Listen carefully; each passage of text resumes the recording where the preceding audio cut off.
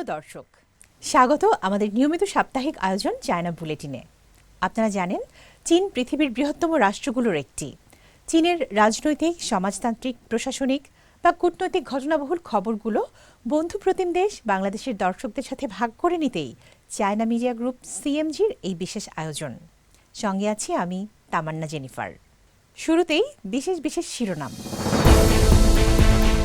দ্বিতীয় বিশ্বযুদ্ধে বিজয়ের অর্জন রক্ষার প্রতিশ্রুতি চীন ও রুশ পররাষ্ট্রমন্ত্রীর।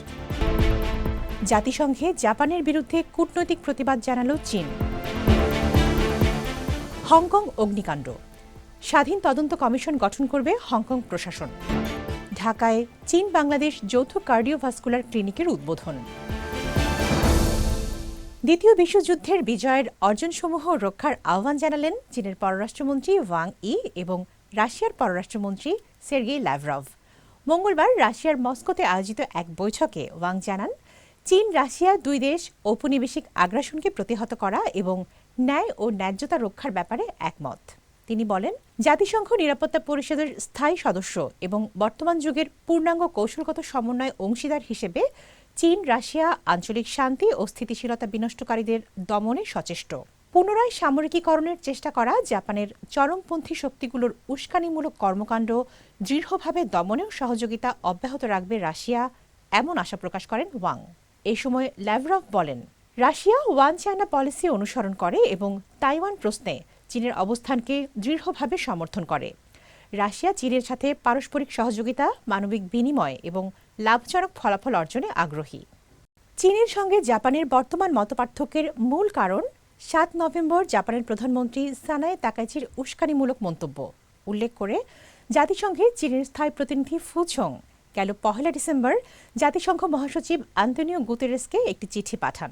চিঠিতে ফু উল্লেখ করেন, জাপানের প্রধানমন্ত্রীর দাবি করেছিলেন তাইওয়ানের সংকট জাপানের অস্তিত্বের জন্য হুমকি সৃষ্টি করতে পারে, যা চীনের মতে আন্তর্জাতিক আইনি কাঠামো, বিশেষ করে দ্বিতীয় বিশ্বযুদ্ধের বিজয় ও যুদ্ধোত্তর আন্তর্জাতিক নীতির সঙ্গে সাংঘর্ষিক।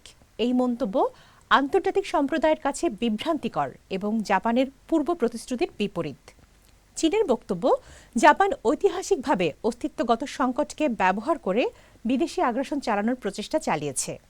চিঠিটি জাতিসংঘের সাধারণ পরিষদের সরকারি নথি হিসেবে বিতরণ করা হবে।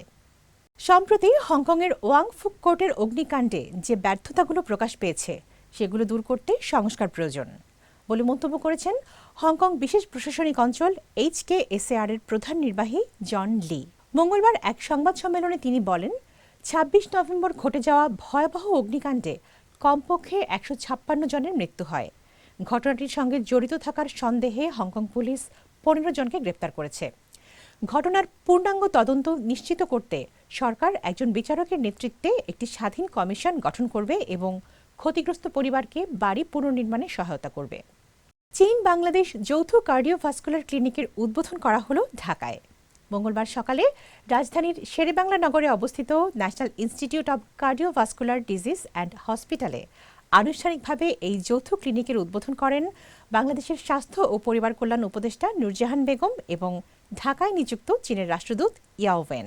অনুষ্ঠানে ইউনান ফুওয়াই কার্ডিওভাস্কুলার হাসপাতালের ডেপুটি ডিরেক্টর শি চিনয়াং বলেন, এই ক্লিনিকটি ধারাবাহিক প্রযুক্তিগত বিনিময় ও রোগী সেবার একটি গুরুত্বপূর্ণ প্ল্যাটফর্ম হিসেবে কাজ করবে, যা স্ক্রিনিং, পরামর্শ, রেফারেন্স এবং দূরবর্তী ফলো আপ সেবা প্রদানে অগ্রগামী হবে।